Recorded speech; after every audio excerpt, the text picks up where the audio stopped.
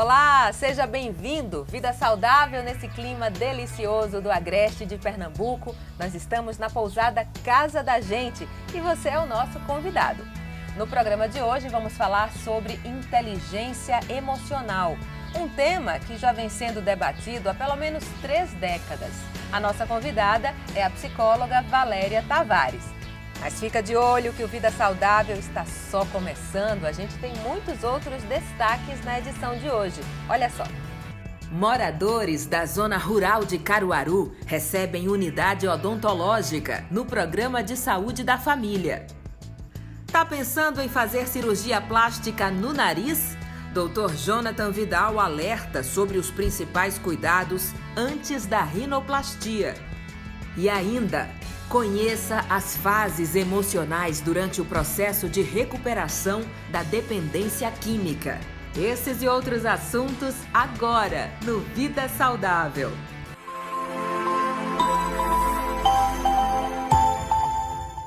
Você que está ligando a televisão agora, se ajeita no sofá, porque o nosso tema agora é inteligência emocional. É um assunto que eu vou conversar agora com a psicóloga Valéria Tavares. Que prazer ter você aqui com a gente, Valéria. Obrigada, Nádia. Eu digo mesmo a você. Bom, muita gente não faz ideia do que seja inteligência emocional. Confunde até com outras coisas, né? Afinal de contas, o que é isso? É a capacidade que a pessoa tem de identificar as próprias emoções, de conseguir reconhecer as emoções nas outras pessoas e lidar com tudo isso no contexto familiar, social, do trabalho e etc. Então, essa capacidade de você identificar as suas emoções e como você lida com essas emoções é que vai nortear a vida da pessoa, né? E vai conferir a ela um bom desenvolvimento dessa inteligência emocional. Tem a ver um pouco com maturidade, sensibilidade, bom senso, são coisas que agregam valor e fazem com que alguém tenha inteligência emocional ou não? Sim. Veja, a inteligência enquanto potencial está lá. A forma como a pessoa vai trabalhá-la, desenvolvê-la, é que é a grande diferença, né? A capacidade que a pessoa tem de ter o desenvolvimento da empatia, de conseguir se colocar no lugar do outro, mas não se misturando com esse outro, e sim identificando o que é meu e o que é do outro, para poder lidar da melhor forma possível nessa relação, né? Tentando ser o mais compreensivo possível. Exatamente, né? Lidando, identificando o que é do outro, o que é seu, essa capacidade de resiliência, de lidar com a frustração, com as dificuldades que todos nós vivenciamos no cotidiano, né? Não está fácil para ninguém. Então, essa capacidade de administrar a própria vida de uma forma com maturidade, com bom senso, isso faz toda a diferença nos tempos atuais. É verdade. Podia dar um exemplo para a gente? Como é que a gente identifica um funcionário que não tem inteligência emocional, seja ele chefe ou subordinado? Cita para a gente um exemplo. Bem, quando alguém não está fazendo um bom uso dessa inteligência, não identifica aquilo que é seu e o que é do outro, vai se misturando nessa relação. Então, o chefe pode determinar uma certa tarefa e a pessoa não conseguir identificar aquilo como sendo necessário e achar que foi cobrado de forma indevida, de uma forma crítica. Uma crítica no trabalho, por exemplo. Entendi. A forma como o chefe coloca, como o líder coloca e a forma como é recebida. Porque a comunicação envolve esses dois polos, né? Por exemplo, um chefe que é muito austero, que é muito incisivo e que muitas vezes não tem jeito para pedir as coisas. Exatamente. Ele está sempre falando, dando ordem, está sempre criando um ambiente de competitividade. Tenso, um ambiente tenso. Isso, um ambiente tenso. Um chefe que age dessa maneira, ele não tem inteligência emocional. Ele não está fazendo um bom uso dessa inteligência emocional. Ele não está conseguindo identificar isso no perfil dele. Ele acha que tem que cobrar. Mas você pode cobrar algo de alguém sem uma pressão exagerada. Há várias formas de fazer isso que a pessoa se sinta, inclusive, motivada a produzir. Por isso que se fala muito na diferença entre líder e chefe. Exatamente. Líder é aquele que soma, que agrega valor, que trabalha junto, né? E o chefe é o tirano, vamos dizer assim. Os líderes precisam muito ter um conhecimento, um autoconhecimento bacana, das suas limitações, das suas dificuldades e das suas facilidades. E as facilidades, elas irão aparecer, mas também o que é de dificuldade você vai poder trabalhar. Identificando, você vai poder fazer um desenvolvimento mais adequado, mais saudável daquilo para a sua vida. E se a gente analisar o lado inverso, o ponto de vista do funcionário, aquele que está sofrendo com as atitudes de um chefe ou de um colega de trabalho que não faz um bom uso da inteligência emocional. Como é que a gente poderia exemplificar isso? Essa pessoa que estiver vivenciando esse tipo de situação, é muito importante parar para identificar o que é seu e o que é daquele líder, analisar um pouco o contexto, o que é que está acontecendo, quais são as demandas, como estão as relações naquele contexto, para ver a melhor forma, uma vez que a pessoa não possa simplesmente sair daquele contexto, mas procurar a melhor forma de administrar aquilo ali. É uma dificuldade, não vai ser da forma que a pessoa gostaria que fosse, mas qual é? O que é possível dentro daquela realidade? Doutora, eu entendo o que a senhora está querendo falar, mas, por exemplo, às vezes, um funcionário ele sofre assédio moral. Sim. Então, ele não tem sangue de barata, mas, ao mesmo tempo, a inteligência emocional diz que ele precisa ter sangue frio, respirar, contar até 10 e não pode se igualar àquele agressor verbal, digamos assim.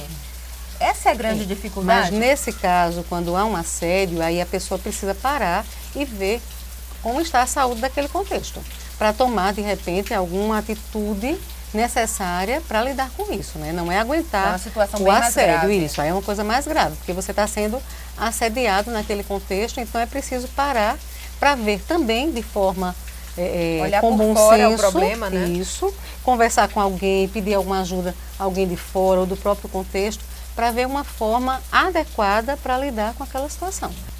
Como é que fica a saúde de um funcionário, por exemplo, que sofre todas essas tensões no trabalho e aí não tem a devida inteligência emocional para administrar essas emoções? Como é que ele se prejudica levando um montão de transtornos para casa? Quando não há essa identificação, não há esse limite, então as pessoas podem adoecer. Hoje, os quadros de ansiedade, os quadros de depressão, síndrome do pânico, e tantas outras coisas, né? O transtorno de ansiedade generalizado. Então, o que é que tem? A pessoa não identifica e vai somatizando, acaba tendo ou alguma doença de ordem física, fisiológica ou mesmo emocional, por não conseguir lidar. Até 2020, a depressão é a doença mais incapacitante no mundo. Então, dependendo da estrutura dessa pessoa, de como ela lida, de como ela gerencia com as situações cotidianas nas diversas relações, então ela pode vir a adoecer, né? Tem síndromes que estão envolvidas ao excesso de trabalho, ao cansaço. Então, cada um se manifesta de uma forma, né? Problemas então é preciso diversos que vão se acumulando, né, doutora? Né? Então, é preciso ter esse olhar para essa saúde do trabalhador, né? Estamos precisando cada vez mais que isso seja considerado. E a gente vai continuar falando sobre esse assunto aqui no Vida Saudável. Você fica de olho, a nossa pausa aqui nessa conversa que está muito boa é rapidinha, só para a gente chamar o quadro Cirurgia Plástica.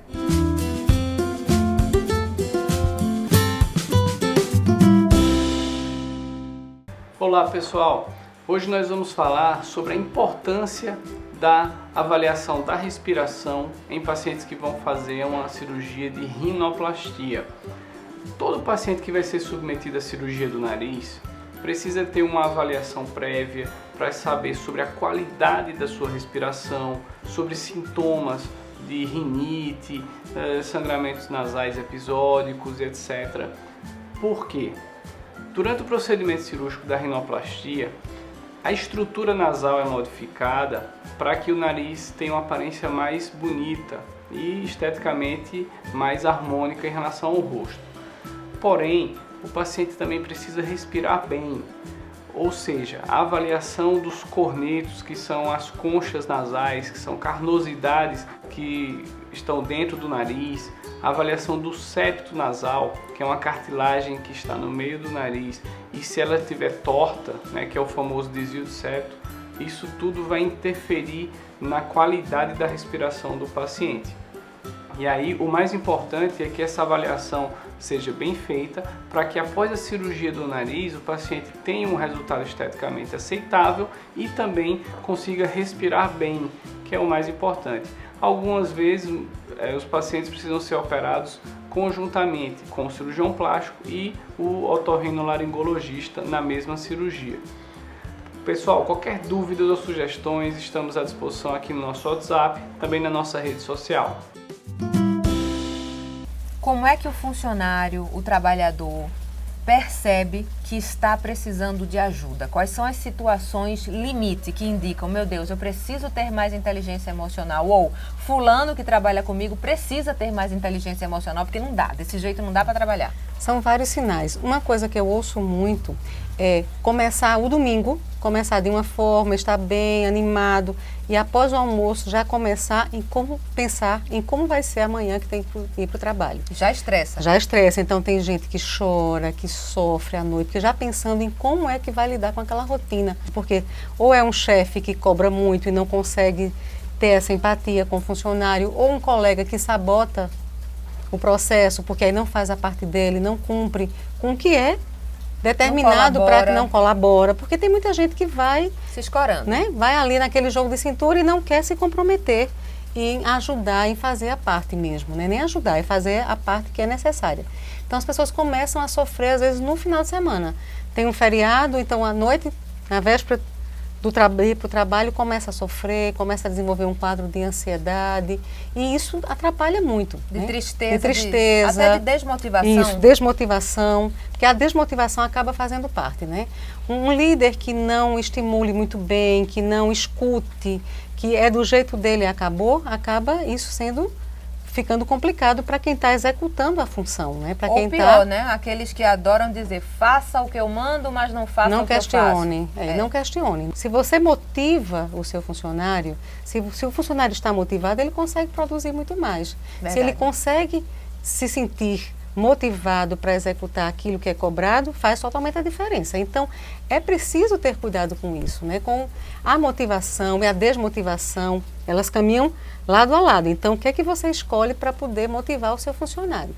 E, enquanto funcionário, o que é que eu faço para lidar com aquela situação do dia seguinte, do trabalho, do colega e tudo mais? Eu tenho que estar com muito cuidado comigo, de me conhecer, de saber o meu limite, de refletir, de como é que eu vou lidar com aquela situação, que palavras eu posso utilizar, será que eu estou utilizando uma palavra adequada com o meu colega? Porque às vezes a gente tem razão, mas a forma como a gente se expressa faz com que a gente perca essa razão. Verdade. Né? Então, não é necessariamente o que é dito, mas o como é dito que faz a diferença. Né? Então, é preciso fazer essa crítica. Eu estou lidando bem, eu estou tratando bem o meu funcionário, a minha equipe, o meu colega, né? Como é que está essa relação? Porque isso é fundamental para que as coisas funcionem bem. É um grupo, então são pessoas diferentes e a dinâmica é muito própria daquela realidade.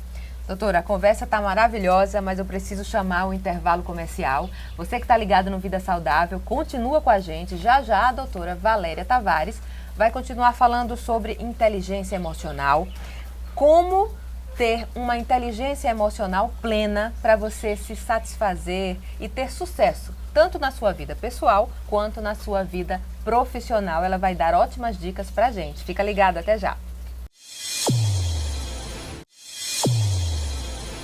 O Vida Saudável está de volta. Hoje falando de inteligência emocional com a psicóloga Valéria Tavares. Bom, a gente falou um pouco sobre o que é inteligência emocional, como identificar, né, no ambiente de trabalho, mas agora é importante a gente saber, doutora Valéria, qual seria o padrão ideal de inteligência emocional? Quando é que uma pessoa pode se dizer assim, não, eu, graças a Deus, tenho inteligência emocional, aprendi a ter, aprendi a lidar com as dificuldades, com as adversidades. Existe ou todos nós estamos em constante evolução? Nós estamos em constante evolução. Mas o autoconhecimento ele é fundamental. Se você procura conhecer as suas reações, a forma como você lida em casa, no trabalho, com os filhos, com os colegas, com a família, com os amigos, identificar esse padrão de como é que você lida, então você vai ter uma capacidade maior de lidar melhor com isso. Entendi. Né? Nessas relações. Então o autoconhecimento é a base de tudo para que você possa lidar consigo melhor e com o outro nessas relações. Que conselho, Valéria, você daria àquela pessoa que se julga muito bem resolvida e que acha que nem precisa de aconselhamento sobre inteligência emocional? Pois é, Nádia, que a pessoa pare e olhe. Aquela pessoa que está em casa, grita com os filhos, o filho vem falar e não ouve. Ou então, eu converso muito com meus filhos, eu converso muito com as pessoas, mas só eu falo. Monólogo, não é diálogo. Não é diálogo. Diálogo envolve As duas partes. Então, essa pessoa que eu escuto tudo, mas na prática não está escutando, né? Essa pessoa precisa parar e fazer uma crítica, porque isso pode estar prejudicando o relacionamento conjugal, o relacionamento familiar, com os filhos, no trabalho. Então, aquela coisa de eu nasci assim, você sempre assim, não. Quem quiser que aceite. Isso. Nós estamos em construção, em evolução, então temos que parar e dizer, poxa, será que eu magoei aquela pessoa? Será que aquela palavra que eu disse ontem foi bem colocada, daquela forma? A minha intenção era a melhor, mas será que eu fiz da forma que é a melhor? Então, parar para refletir. Será que eu não criei um outro problema? Isso. Eu continuo com o problema e ainda tem alguém magoado comigo? Exatamente. Então, o respeito em relação ao outro é fundamental. Então, eu preciso me conhecer melhor, mas eu preciso desenvolver essa empatia, que é o me colocar no lugar do outro. Eu preciso respeitar o outro naquela dor, porque é muito fácil dizer, se fosse comigo eu agiria assim. Será que seria dessa forma? Então, vamos ter cuidado com essas frases. Não, se fosse eu, agiria assim, o certo é isso, o certo é aquilo. Vamos ter cuidado e vamos parar para escutar mais. Não temos tempo, todo mundo está muito corrido, está no celular o tempo todo, está assim. Vamos parar, precisamos parar um tempinho para olhar em casa, como é que está o nosso relacionamento com as pessoas de casa. Sim. Por mais que eu trabalhe muito, por mais que eu tenha uma rotina muito puxada, mas esse exercício ele precisa ser cotidiano. Como é que você reage ao erro de um colega de trabalho ou de um empregado doméstico? Porque é muito fácil julgar, né? Dizer, você errou, está errado. Mas se a gente percebe que o outro errou, vamos ter também um cuidado de mostrar que o outro errou, mas a forma, porque a gente não estava falando não disso. Errar mais. Exatamente. Então, se você vai com uma crítica muito pesada, o outro não vai conseguir enxergar no que ele está errando. E sim, o tom de crítica. Então, se ele não tiver muito bem resolvido com as suas emoções, ele poderá ficar muito mais na dor da crítica do que no que de fato ele precisa mudar. Apesar de todo esse aconselhamento, de algum acompanhamento com um psicólogo ou com um amigo íntimo que converse, às vezes nada disso dá jeito. Quando é que alguém precisa realmente de um apoio profissional incisivo? Como você disse, né? Se a pessoa conversou, se a pessoa ouviu outras falas, se ela leu alguma coisa, conversou com profissionais na empresa ou mesmo fora e viu que não está conseguindo e as relações estão de alguma forma sendo prejudicadas ou em casa, ou no trabalho, ou no meio social, então uma ajuda profissional, né? Um terapeuta, vai a um psicólogo, conversa, porque aí vai conseguir ter um olhar muito mais abrangente, né? Ampliado daquela situação e conseguir identificar pontos que quem está próximo, envolvido afetivamente, por algum sentimento ou de raiva ou não vai conseguir muitas vezes ajudá-lo a mapear isso, a identificar, peraí, qual é o meu nó? Ou se eu já identifiquei, não, meu ponto de dificuldade é esse, mas eu não estou conseguindo resolver, a ajuda profissional, porque aí a pessoa, naquele espaço, vai saber, sem um julgamento, que é um espaço de acolhimento, sem julgamento, um espaço terapêutico, a pessoa vai conseguir identificar e conseguir novas estratégias para lidar com aquelas mesmas situações. E até são feitas algumas descobertas, né? Por exemplo, uma pessoa que agride verbalmente outra, por trás tem muita carência emocional, tem muita frustração, tristeza. Não é complicado isso. Exatamente, porque cada um traz a sua história. E essa singularidade que precisa ser vista. Na terapia ela consegue identificar isso. Exatamente, porque na terapia essa singularidade, esse ser único, que nós somos únicos, é a grande maravilha de ser no mundo. Então, você vai conseguir ser olhado ali, nas suas limitações, dificuldades, necessidades. E com isso, o que estava provavelmente misturado do que é meu, naquele contexto, as minhas carências, naquele contexto profissional ou familiar, eu vou conseguir ter um outro olhar e lidar de forma diferente com aquilo lá. Mas tem jeito, né, doutora Valéria? Tem jeito, sim, com toda certeza, sempre. Foi uma delícia essa nossa conversa. Dá até pena da gente encerrar a entrevista com a doutora Valéria Tavares, mas infelizmente o nosso tempo acabou. Eu agradeço muitíssimo toda essa experiência, essa informação compartilhada. Eu que agradeço, Nádia. Um grande abraço a todos e até a próxima. Até a próxima. Foi um prazer. Prazer é nosso. Você acompanha agora as ações de saúde e cidadania em Caruaru. O sítio Sagui, na zona rural de Caruaru, foi presenteado com 2 ações da Secretaria Municipal de Saúde: a requalificação do ponto de apoio da Unidade de Saúde Básica da Família e a entrega da unidade de odontologia.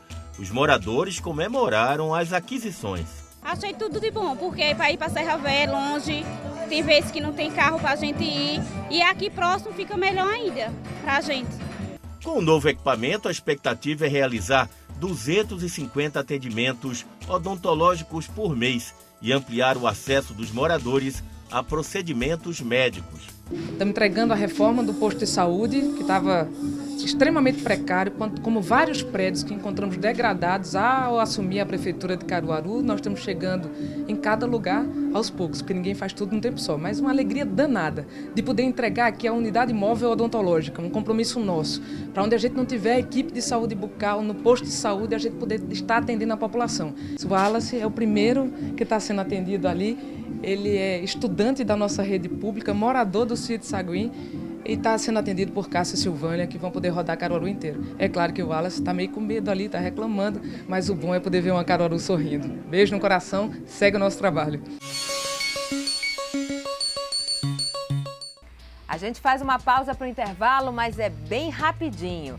Daqui a pouco você acompanha os desafios dos profissionais na área da saúde mental e muitos outros destaques que vão ajudar você a ter mais qualidade de vida. O Vida Saudável volta já. De volta com o Vida Saudável aqui nesse clima maravilhoso da pousada Casa da Gente, no Alto do Moura, em Caruaru.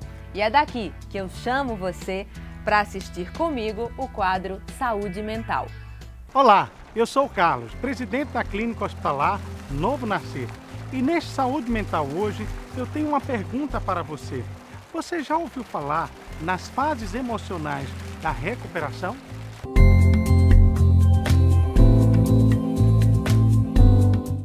Um dos métodos mais conhecidos que falam sobre as fases de recuperação emocional é o de Prochaska e de Clements. Ele fala em uma espiral motivacional. Essa espiral, ela contempla algumas fases. A primeira fase é a da pré-contemplação. Na pré-contemplação, a pessoa nega que tenha um problema consigo. Por exemplo, um familiar que tenha uma dependência química, que esteja usando drogas. Esse familiar, inicialmente, possa ser que ele esteja negando a existência deste problema na vida dele. Após a fase da pré-contemplação, nós chegamos a uma fase da contemplação. Nesse momento, o familiar vai perceber que, de fato, ele tem um problema e que precisa de tratamento. Mas ele ainda não sabe bem o que fazer, ou não consegue perceber ainda em si a força para mudar essa realidade. Mas após a contemplação, com mais reflexão, ele chega numa nova fase. É a fase do planejamento.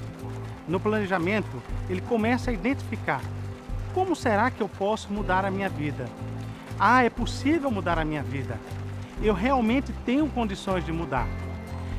A partir dessa fase, ele vai a uma nova fase, a um novo momento. É o momento da ação. É na ação que o familiar que estava antes negando que tinha um problema com drogas, que antes, após negar, não conseguia ver como poderia de fato mudar, sair desse problema, agora ele percebe que tem condições e ele começará então a agir. É a fase da ação, a ação para a mudança. A partir do momento que ele consolida na vida dele essas mudanças, nós vamos chamar esta fase de manutenção. E essa fase é extremamente importante, porque é nessa etapa que nós podemos assegurar e reassegurar a continuidade da recuperação. Não basta passar apenas por essa espiral, como se tudo ali já fosse resolvido. Não, vai ser necessário reforçar continuamente esse processo de mudança, porque a mudança em nossas vidas é algo que precisa ser o tempo todo trabalhada, revista, que a todo tempo nós precisamos redescobrir a nossa força para de fato mudar as nossas vidas.